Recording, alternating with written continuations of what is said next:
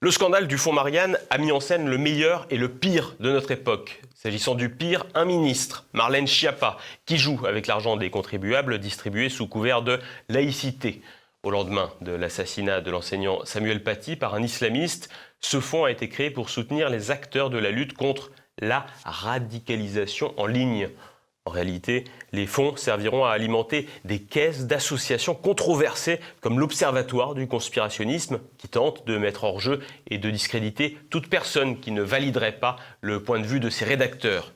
Deux structures, l'Union des sociétés d'éducation physique et de préparation militaire et Reconstruire le commun, ont respectivement perçu 355 000 et 330 000 euros. Ce sont les deux plus importants bénéficiaires du fonds. Ces deux associations ont éprouvé de lourdes difficultés à justifier l'usage de la manne publique.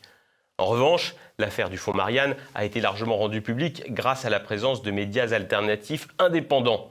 La liberté de ton et de traitement de TV Liberté permet aujourd'hui de pointer du doigt des scandales et des manipulations qui seraient, sans nous, passés sous silence. En participant au financement de TV Liberté, vous permettez le maintien et le développement d'un média à contre-courant qui a déjà 10 ans et qui s'inscrit résolument dans le temps long. On compte sur vous.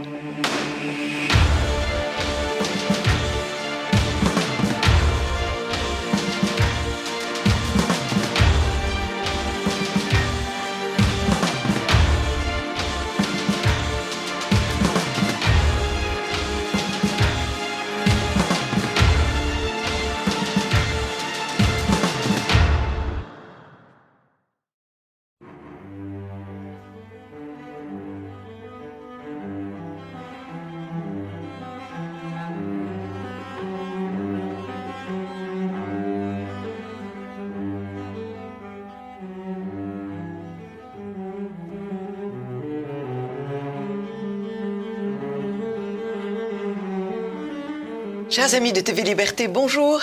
Nous avons la joie ce matin de recevoir Monsieur Gerbert Rambaud pour un livre que j'ai beaucoup aimé, qu'il est dur d'aimer et d'être aimé en 1793.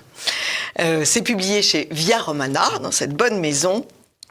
Vous avez publié il y a 4 ans La France et l'islam au fil de l'histoire aux éditions du Rocher. Et vous êtes par ailleurs avocat et historien. Vous menez les deux activités en parallèle. Alors, ce livre est tout à fait passionnant, chers amis de TV Liberté, parce qu'en fait, c'est une série d'histoires vraies, d'histoires authentiques. Combien d'histoires 8 récits de vie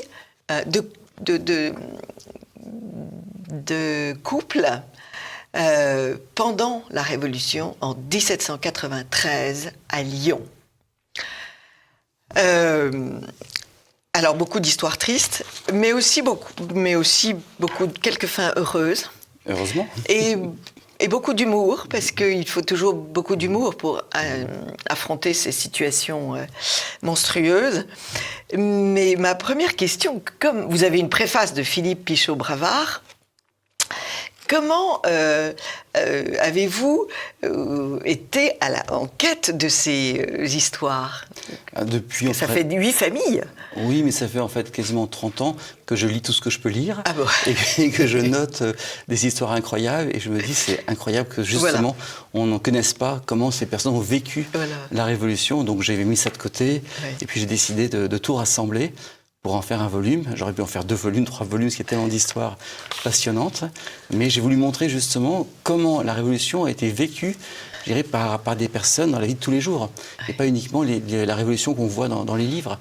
Pour montrer concrètement la vie quotidienne au temps de la Révolution. De ces jeunes femmes, de ces jeunes hommes, de ces couples, effectivement. Dont la vie a été souvent brisée. Ouais. Alors, ce livre a un deuxième intérêt, c'est de montrer qu'il y a eu d'autres résistances que la Vendée. Toulon, Lyon. Alors que s'est-il passé à Lyon pour que Barère s'écrie « Lyon fit la guerre à la liberté, Lyon n'est plus ». Lyon a simplement, je dirais, osé rappeler ce qu'il était. Et Lyon a toujours été une ville qui était une ville franche, oui. autonome, un peu l'homologue de Genève, si vous voulez, et qui avait une grande liberté sous les monarchies, les différentes monarchies, et ce qui fait qu'en fait, Lyon était une ville qui était gérée par son éginage, par sa propre, je dirais, assemblée locale. Oui. Et donc, au début, les Lyonnais étaient tout à fait pour une évolution du système. Ils avaient bien compris qu'effectivement, on était sur un système qui était en train de se bloquer, et donc ils étaient pour une évolution. Ce qui fait qu'on a eu beaucoup de personnages dans la région lyonnaise qui ont été moteurs, si je peux dire, sur le début de la Révolution. Oui. On oublie par exemple que le château de Visil, c'était M. Perrier, qui était appelé Perrier de Visil, marquis de Visil, mais on en retient sous le nom de Perrier, l'ancêtre de Casimir Perrier. Oui. Et c'était un financier, c'était un banquier, et c'est là où s'est fait première assemblée, si je peux dire, du Parlement de Grenoble, qui s'est réuni là pour arriver vers un système à l'anglaise. Bon. Vous citez d'ailleurs une communication d'un de ces aristocrates qui dit qu'il faut mettre fin aux privilèges, voilà. Puisque les éléments qui constituaient ces privilèges n'existent plus. Voilà. Il y avait des privilèges, les seigneurs avaient des privilèges, et en échange, ils protégeaient la population. Et c'est pour ça qu'il y a donc, je commençais par effectivement Perrier de Visil, oui. C'est vraiment l'acte fondateur de la Révolution. Il y a le musée effectivement de la Révolution maintenant qui est dans le château de Visil. Et puis après vous avez Pierre-François de Colomb, dont je raconte justement l'histoire, qui lui avait rassemblé la noblesse de Saint-Chamond. 3 mois, quasiment 4 mois avant le 14 juillet 89, pour dire arrêtez, ces privilèges n'ont plus aucun sens. Et donc ils avaient rendu tous leurs privilèges et toute la noblesse locale avait signé. Et il y a eu plein de personnages comme ça dans la région lyonnaise qui ont été, je dirais, des précurseurs, y compris certains qui sont allés très très loin dans la Révolution, parce qu'on oublie que M. Roland, qu'on connaît plus sous le nom du mari de Mme Roland maintenant, mais qui était effectivement un des grands révolutionnaires, était de Lyon, était Roland de la Platière, parce que tous ces personnages-là avaient en fait tous une particule en général qu'ils ont vite oubliée au moment de la Révolution. Et donc tous ces personnages-là voulaient faire évoluer les choses. Mais alors, certains ont basculé complètement dans la Révolution, et d'ailleurs ils vont après en mourir. Et puis d'autres voulaient au début faire évoluer le système, comme effectivement Pierre-François de Colomb, dont je raconte certaines anecdotes quand il était caché, dissimulé, qui sera député à l'Assemblée législative et qui sera obligé de se dissimuler pendant 2 ans. Et c'est ce qui m'a aussi intéressé dans ce livre, c'était de montrer que souvent on se dit la Révolution, bon, il y a 20 000, 30 000 guillotinés et puis c'est tout. Mais non, en fait il y a tous ceux qui étaient en prison, qui ont attendu d'être guillotinés et qui ont finalement été libérés au dernier moment. Et puis vous avez tous ceux qui ont aidé tous ces gens-là. Ceux qui les ont cachés, qui ont fait des faux papiers, qui ont fait des réseaux de résistance, si on peut dire, à l'époque. Et ça, on les oublie. Et ça, ce sont des centaines de milliers de gens qui ont été impliqués. Alors vous donnez des chiffres.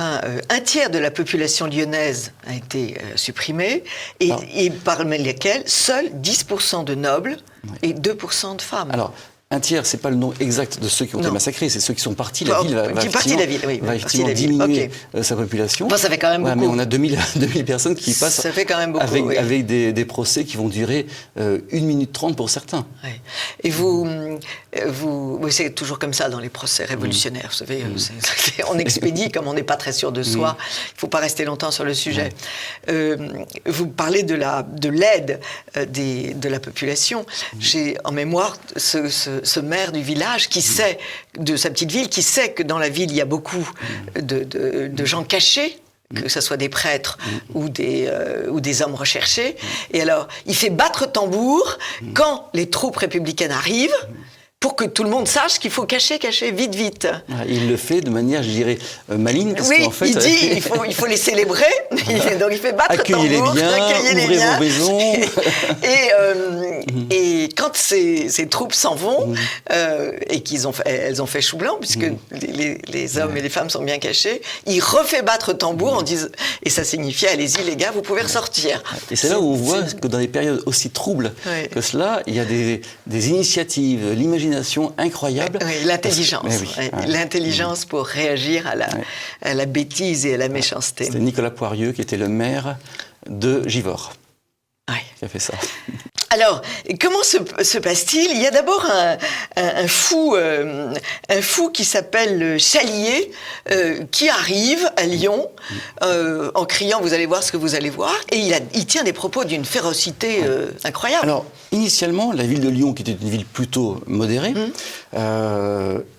qui n'a jamais suivi Paris, puisque c'était vraiment deux capitales, je dirais, différentes, si on peut dire, va élire régulièrement des maires girondins.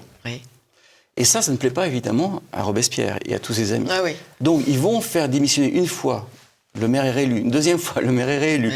Pression sur le maire. À ce moment-là, il ne se représente pas, mais c'est un de ses adjoints qui est candidat, qui est réélu aussi. Oui. À chaque fois contre le candidat de Chalier, qui était effectivement l'homme de Robespierre sur Lyon. Donc à un moment, quand ils voient qu'ils n'arrivent pas à faire passer leur candidat, ils décident de finalement faire un coup d'État municipal et d'installer leur candidat. Bon.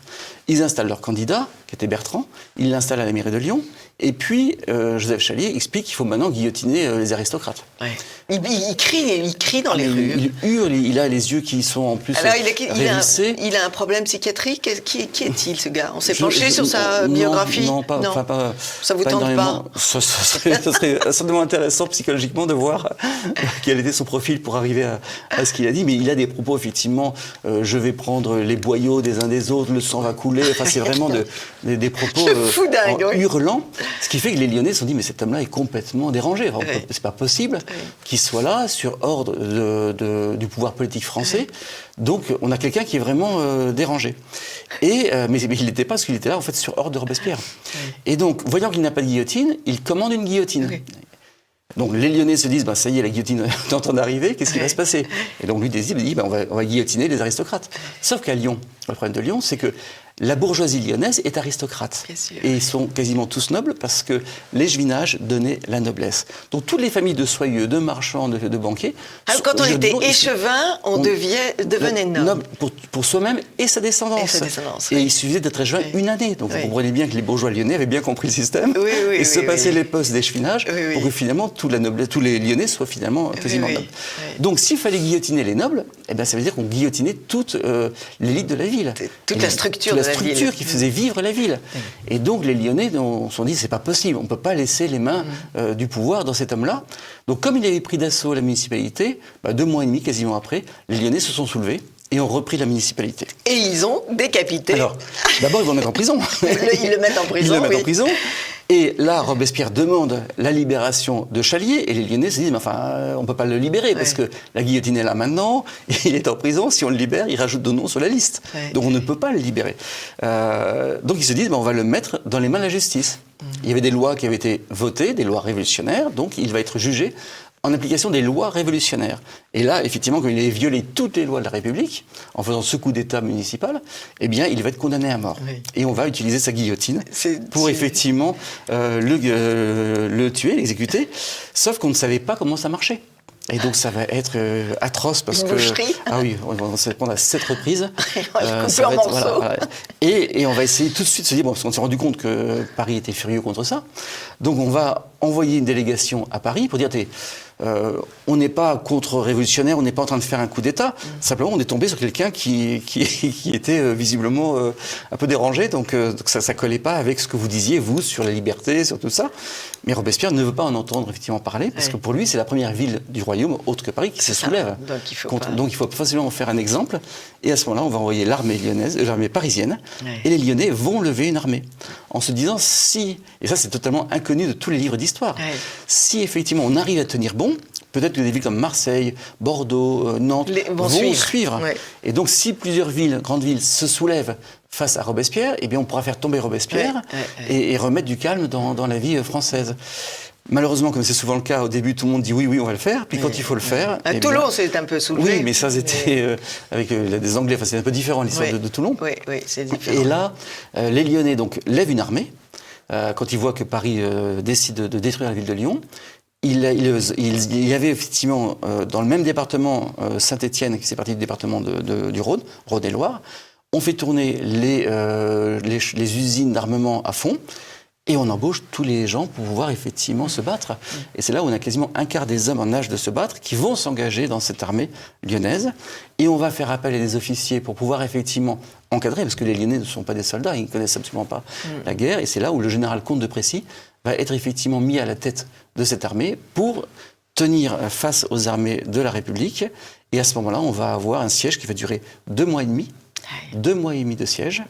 Et les Lyonnais, à un moment, quand ils ont vu que les autres villes ne réagissent pas, ils ont compris que c'était fini. Donc ils se sont dit, la seule solution, c'est sauvons le maximum de nos soldats.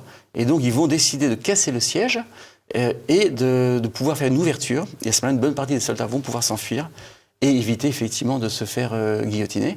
Et la répression sur Lyon sera vraiment sanglante parce qu'on dira qu'il faut détruire les maisons des riches pour ne garder que les maisons des pauvres, ce qui est assez surprenant. Il aurait mieux valu faire l'inverse. C'est-à-dire tout Lyon, puisque toute la puissance de Lyon. Lyon était riche. Voilà, toute la puissance de Lyon. Les églises et chapelles aussi, évidemment. Et puis la population, il faut en faire un exemple. Et là, on va avoir 3000 personnes qui vont passer en jugement, avec effectivement 2000 quasiment exécutions. Alors il y a plusieurs scènes très belles dans la prison. Vous montrez vos personnages qui n'en sont pas. Ce sont des personnages réels. Tout est véridique. Et on voit, moi ce qui m'a frappé, c'est l'élégance de ces personnages. Ils sont face à la mort dans une prison et ils sont d'un niveau moral très très élevé. Ils écrivent quelquefois leur testament, une lettre d'adieu à leur famille. Ce sont des lettres magnifiques. Oui. Et si vous voulez, une de ces scènes que je n'ai pas mise dans le livre, parce que ça a été raconté par un autre très très grand auteur, qui est Stefan Zweig. Stefan Zweig a écrit Un mariage à Lyon. Oui. Voilà. Et c'est ça aussi qui m'a un petit peu donné l'idée. Ces fiancés qui n'étaient pas encore mariés, à qui les autres prisonniers ont permis d'avoir leur première et dernière nuit de noces. C'est une très belle scène. Et ça, c'est la même cave. C'est au même endroit où ça s'est passé. Et donc ces personnes-là, effectivement, ce qui m'a frappé, c'est à un moment, c'est un des rares qui a réussi à s'évader, qui raconte qu'ils étaient 200 ou 400 selon les moments, face à peut-être 40, 50, 60, 100 gardes. Ils se disaient, mais enfin, on fonce dans le tas. Au pire, la moitié se fera tuer, mais on arrivera à s'en sortir. Et en fait, les personnes qui étaient avec lui ne comprenaient pas que ça puisse aller aussi loin. Oui, mais ça, c'est le syndrome de la personne qui ne se sent pas coupable. Et ne se sent pas coupable, elle fait confiance à la justice de son pays. Elle se dit, j'ai rien fait. Ce qui est la phrase la plus idiote qu'on ait pu entendre depuis des siècles. En tant qu'avocat, oui. Je confirme parfois. Vous confirmez. Parfois. Je me suis occupé de Brasilia, qui faisait aussi confiance à la justice de son pays, et qui l'a payé de sa vie. Mais comment... Et c'est vrai que dans ces moments-là, on est surpris de la réaction des personnes. Certains vont s'effondrer. On voit clairement qu'il y a certains qui s'effondrent. Et puis d'autres qui vont effectivement prendre du recul sur leur propre vie et finalement avoir un cheminement personnel assez incroyable. Alors, ce qui m'a frappé aussi dans votre description de ces familles de commerçants, d'industriels, de gens qui avaient des carrières magnifiques, des réussites somptueuses, des gens qui allaient chercher les épices au bout du monde, et puis toutes ces activités, les tonneliers, les maréchaux ferrants et tout. C'est une société remarquablement organisée, avec des gens riches qui sont préoccupés du bien commun. Du bien commun. Tout à fait. C'est-à-dire pas uniquement créer une salle d'exposition d'art contemporain avec des horreurs au Bois de Boulogne, vous voyez ce que je veux dire, ou à Venise, et qui construisent des asiles, qui construisent des hôpitaux, des lieux d'accueil pour les femmes abandonnées avec enfants. Ça me paraît, des gens extrêmement lettrés, ça me paraît l'aboutissement d'une société très très... La ville de Lyon... La meilleure possible. La ville de Lyon était assez incroyable pour ça, parce qu'effectivement, on se retrouvait avec, je dirais, un système, une autogestion, entre guillemets, si je peux dire, par des corps constitués, évidemment, qui prenait en charge tous les besoins dans le sens du bien commun, justement. Et les hôpitaux, par exemple, étaient gratuits. Au XVIe siècle, les hôpitaux étaient gratuits. C'est-à-dire qu'avec la médecine de l'époque, évidemment, mais vous avez Rabelais qui a été médecin à Lyon, et tous ces hôpitaux, vous avez encore la trace des donations qui étaient faites de toutes ces familles, étaient propriétaires de terrains immenses qui donnaient des revenus pour qu'on puisse se faire soigner gratuitement. D'ailleurs, ce qui a posé un gros problème quand la sécurité sociale a été mise en place, parce qu'il fallait être dans son département. Et les Lyonnais disaient, mais non, nous on a soigné tout le monde, quelle que soit l'origine, le lieu géographique des personnes. Donc on a eu ces grandes institutions, effectivement, qui ont très bien fonctionné. Et après, il y a eu énormément, je dirais, le droit du travail, c'était très très bien structuré aussi dans la région lyonnaise. Le premier conseil de prud'homme est à Lyon, l'apprentissage, la bourse, tout ça, si vous voulez, on faisait une ville économique, mais très impliquée religieusement. Et donc c'est vrai qu'à Lyon, il y a toujours cette implication de l'église, très différente qu'on peut avoir dans d'autres régions, qui reste encore d'ailleurs, qui est marquée. Et ce qui fera après au 19e siècle aussi, un Frédéric Ozanam est un Lyonnais aussi. Ah oui, c'est sûr. Oui. Pauline Jaricot, évidemment. Tous ces gens qui sont dans cette logique-là, et qui sont tous d'ailleurs des descendants, des héritiers de ces personnes dont je raconte l'histoire. Alors, parlons d'église, les prêtres sont poursuivis, ils sont obligés de se cacher, et ces grandes familles les accueillent. Et alors là, on assiste à des scènes étonnantes. Le prêtre est caché dans la cave au plus profond derrière un mur, et les troupes arrivent, et la châtelaine accueille en disant messieurs, que voulez-vous? Voilà, on recherche un prêtre. Moi, accueillir un prêtre. Elles sont finaudes, ces femmes. Voilà, et j'ai trouvé ça incroyable de voir cette présence d'esprit. Alors, pas chez tout le monde. Pas il y a certaines personnes qui ne voient pas ce qui se passe. Puis il y a d'autres, en revanche, qui comprennent très bien. Très vite. Et qui cherchent justement à se sauver. À contourner la violence, contourner la violence. Alors, cette femme prend tout à fait le parti des soldats républicains. Mais non, vous pensez bien, moi, accueillir un prêtre, non. Oui, alors vous avez bien un souterrain. Oh oui, allez-y, mais c'est dangereux. Moi-même, je n'y vais pas. On peut se casser la tête. C'est très, très dangereux. Du coup, il n'y va pas. Et elle a réussi, à 2 reprises d'ailleurs, cette jeune femme, à intervenir comme ça sur... C'était pas une... D'ailleurs, elle n'était même pas noble. Son mari était un marchand qui venait d'acheter un château. Donc en 1786. Donc ils étaient seigneurs depuis très peu de temps. Donc elle, en fait, avait bien compris aussi qui étaient ces révolutionnaires, parce que c'était des cousins de cousins. Parce que une bonne partie des révolutionnaires, c'est en fait de la bourgeoisie ou de la petite noblesse. Et donc elle, avec ce culot, a réussi à chaque fois à les contrecarrer sans qu'ils puissent rien se trouver à redire, alors qu'elle risquait sa vie et la vie de ses enfants. Et alors racontez-nous l'histoire du pigeonnier, parce que ça, je trouve ça fantastique. D'abord, on voit que les révolutionnaires veulent casser les châteaux, supprimer les tours, faire tomber les lourdes portes de chêne, et supprimer les pigeonniers, parce que le pigeonnier, c'est le signe de richesse par excellence. Alors, selon les régions, le pigeonnier était lié à la noblesse, parce que forcément, on ne pouvait avoir un pigeonnier que si on était une terre noble. Après, ça dépendait des régions. Là, on est dans le Cantal, donc, et où il y a effectivement cette règle. Ce pigeonnier trônait effectivement au fond du parc, et donc signe que cette terre était une terre noble, et les révolutionnaires veulent détruire ce pigeonnier. Et cette jeune femme, qui avait 28 ou 30 ans, je ne sais plus exactement à ce moment-là, leur dit « Ah, écoutez, vous venez détruire le pigeonnier qui est au fond du parc ?» Ah bah tant mieux. Ah ben je suis ravi, parce que moi j'avais toujours peur de ce pigeonnier sur mes enfants. J'avais peur qu'il s'effondre. Risque s'écroule. Voilà. Mais vous êtes bien sûr, vous le ferez gratuitement. C'est-à-dire vous ne me demanderez pas de l'argent pour le faire. Alors eux, un petit peu décontenancés, disent « Bah non, on vient le détruire. » Ah, vous êtes tellement, tellement gentil. Comme il va faire chaud et que vous allez quand même vraiment souffrir, parce que c'est quand même dur ce que vous allez faire, je vais vous offrir du vin pour vous donner effectivement de cœur à l'ouvrage. Comme ça, vous allez pouvoir prendre des forces et après aller travailler. Mais vous êtes vraiment trop gentil de faire ça pour moi gratuitement. Donc elle sort effectivement ses bouteilles, elle fait boire toute cette troupe qui est furieuse finalement de se dire mais on est là pour lui faire plaisir, et qui vont repartir effectivement sans détruire le pigeonnier. Ça c'est vraiment... Et puis alors il y a la troisième, qui... les troupes arrivent, demandent d'arrêter je ne sais plus qui, et elle a vu que le chef des troupes était enrhumé, il sort son mouchoir et que de la poche tombe un papier blanc. Et elle s'approche du papier blanc et elle le pousse sous le buffet. Et elle va demander au gars, mais où est votre ordre d'arrestation? Et il cherche dans sa poche et il ne trouve pas. Et donc il s'en va tout penaud. Voilà, ça c'était effectivement l'épouse de Pierre-François de Colomb, qui était donc député. Alors après il sera colongaste quand il signera les assignats, parce qu'il sera député à l'Assemblée législative. Et effectivement, lors d'une fouille supplémentaire, elle va voir ce petit papier. Alors comment elle a pu savoir, ou par instinct, elle l'a effectivement dissimulé. Et ce papier est conservé encore chez les descendants, qui était l'acte d'arrestation effectivement de l'ancien député. Alors, vous disiez hors micro que place des terreaux, où avait eu lieu beaucoup d'exécutions, on ne passait pas au centre de la place par respect pour les morts. Parce que la guillotine ayant été installée, alors elle a été installée à différents endroits, mais notamment à la place des terreaux, c'est là où les têtes sont tombées, et donc le sang des Lyonnais a coulé là.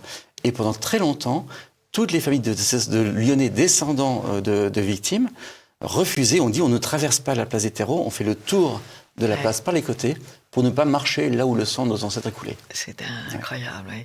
Et c'est vrai que c'est une histoire qui est complètement oubliée. C'est une belle image de respect, parce que je connais d'autres villes où c'est pas le cas. Vous le savez qu'au Mans, ils ont voulu construire un parking, la municipalité a voulu construire un parking, et en creusant, qu'est-ce qu'ils ont retrouvé? Les squelettes des Vendéens, vieillards, femmes et enfants, qui étaient là, au retour de la virée de Galène, je crois. Et donc les travaux sont interrompus, évidemment, mais la mairie n'avait pas tellement l'intention de découvrir ça. Et un autre exemple, à Toulon, quelqu'un a dit vous devriez construire un tramway sur le boulevard de Strasbourg. Et les élites municipales ont dit il n'en est pas question. Et pourquoi? Parce qu'en fait, sous le boulevard de Strasbourg, il y a des cadavres, il y a des squelettes. Alors à Lyon, on a toujours eu la volonté de s'en souvenir.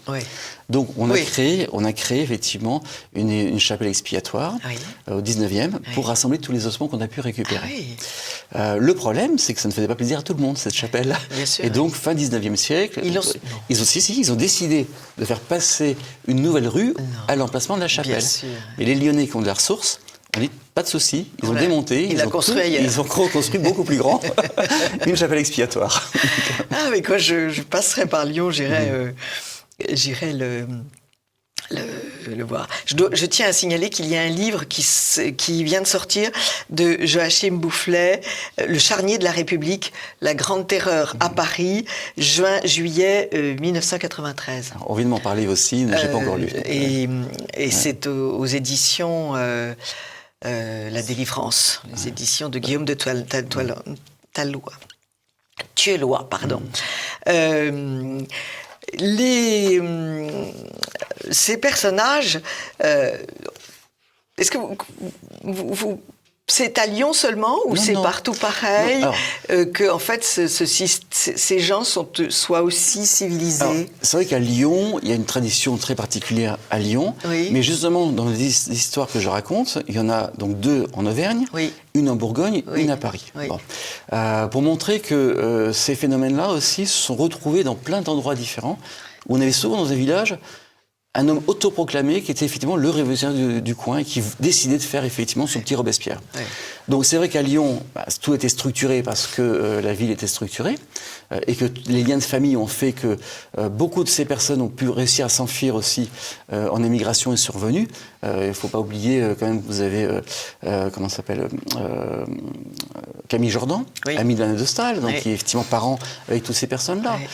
Isaac Coste, donc, qui a réussi à s'évader, dont le fils créera la Congrégation des Messieurs à Lyon aussi. Qui est parti à Genève. Oui, voilà, donc, et qui va effectivement créer cette structure avec Mathieu de Montmorency qui fera la même à Paris. Donc il y a eu vraiment, j'irais, une volonté de se souvenir à Lyon de ce qui s'est passé. Après, dans les autres régions, souvent, c'est un peu oublié. On a eu les mêmes situations. Je raconte un massacre atroce d'un vieux monsieur à Aurillac, où effectivement, il est la cible d'une bande de révolutionnaires. Il se cache dans l'hôtel de ville, il va même monter jusqu'en haut du grenier, se mettre sous un tas de bois. Quelqu'un, effectivement, le voit, il lui dit « Ne dites pas que je suis là », il lui donne sa montre en espérant qu'il ne dira rien. Il va descendre, il va dire « Il est en haut ». Ils vont attraper ce vieillard, le tirant par les pieds, la tête va taper, et il va être massacré, effectivement. C'est ce vieillard qui s'était marié sur le tard avec une jeune femme qui avait déjà des enfants. À Fortune Faite, il avait beaucoup voyagé, il avait... Non, c'est pas lui. Non, c'est un autre. Voilà. Mais c'est vrai de voir effectivement un personnage comme ça qui comprend pas ce qui se passe. Vous avez effectivement aussi l'ancien gouverneur de Sénégal, dont je raconte l'anecdote, qui effectivement était dans son château. Et là, effectivement, on a les révolutionnaires qui arrivent. Oui, ça, c'est lui. Voilà, c'est lui. Alors lui revenait effectivement du Sénégal. Et il n'avait pas trop compris que les choses avaient un peu changé. Donc il a eu un peu des propos peut-être un petit peu sévères, ça c'est possible. Mais ça ne méritait pas quand même ce qu'on va lui faire. Et donc, ils vont effectivement attaquer le château. Il va réussir à négocier que sa femme et son enfant puissent sortir du château. Il était avec un serviteur qui l'avait ramené d'Afrique. Il s'est barricadé, il va être tué, on va massacrer, on va retirer le cœur, on va mordre dans le cœur, il y a des autres choses. Alors je voudrais quand même préciser que mon livre n'est pas rempli que des histoires comme ça. Non. Il n'y a que 2 histoires qui se terminent mal, et les autres belles histoires d'amour. sont des belles histoires d'amour, d'audace, de destin incroyable, d'intelligence, des situations. D'ironie. En fait, c'est un manuel de survie. Oui, tout à fait. À toutes les époques, on voit que l'homme a cette capacité. Un manuel de survie. C'est une belle leçon. Mais et puis alors, vous écrivez vraiment très joliment, ça, il faut que je vous le dise, parce que on a l'impression, elle est un peu 18e siècle, votre écriture, ou 19e, elle est assez, elle est très sophistiquée, elle est très belle. On a l'impression que vous écrivez dans les temps de vos récits. Alors j'essaye effectivement de prendre des propos qui sont des propos de l'époque, des termes de l'époque, pour qu'on soit plongé vraiment. Je veux amener le lecteur à plonger dans cette époque-là. Donc c'est vrai qu'il y a des expressions du fin 18e qui sont utilisées volontairement pour amener le lecteur à vivre l'époque. On plonge dans cette... Et puis, les textes que vous citez sont évidemment, eux, d'époque, et on s'aperçoit de la grande qualité de ces textes, tout de même. Je vais juste en donner un petit exemple à la fin de cette émission. Alors, on est en prison, et l'un d'entre eux s'adresse à son voisin. « Mon ami, explique le marchand Isaac Coste à l'un de ses compagnons d'infortune, c'est parce que vous êtes un honnête homme et que vous n'alliez pas au club que vous êtes condamné à mourir. Par la volonté de Dieu, nous n'avons rien de mieux à faire que de prier, de nous faire miséricorde et mourir en bons chrétiens. Rappelez-vous, mon cher ami, notre roi, quelle distance immense entre lui et nous. Nous devons subir le même genre de mort. Tâchons de l'imiter dans sa foi et dans sa fermeté. Faisons, s'il se peut, rougir nos assassins en mourant avec courage et ne craignons pas d'annoncer que nous mourrons pour avoir voulu conserver notre religion et rétablir notre roi légitime. » Il écrit ça, pensant que quelques heures après, il serait effectivement guillotiné. Et finalement, le hasard de rencontre fait qu'il va pouvoir s'évader avec une évasion incroyable. Quand on regarde heure par heure, il a tout raconté, les 6 portes qu'ils vont franchir, à quel moment vont le faire, se méfier aussi de faire discrètement, y compris des autres détenus, parce que des détenus pouvaient penser qu'en alertant les gardiens, ils auraient, eux, la vie sauve. Donc il raconte tout cela, heure par heure, même pas minute par minute quasiment, dans un petit document qu'il a laissé à ses descendants. Et ce que j'aime, c'est l'introduction. C'est parce que vous êtes un honnête homme et que vous n'alliez pas au club que vous êtes condamné à mourir. Il faut aller au club. Il faut aller au club de propagande, sinon on est un suspect. Puis il le dit à quelqu'un qui, en plus, était une personne assez simple, qui ne se posait pas de questions, qui avait été là sans comprendre ce qui se passait. Donc c'était vraiment... autant lui était un homme d'affaires, c'était quelqu'un qui avait une certaine compréhension. Mais justement, il s'était un petit peu détourné de tout ça d'ailleurs avant. Et puis ça va le ramener concrètement à la réalité. Merci beaucoup, Gerbert Rambaud.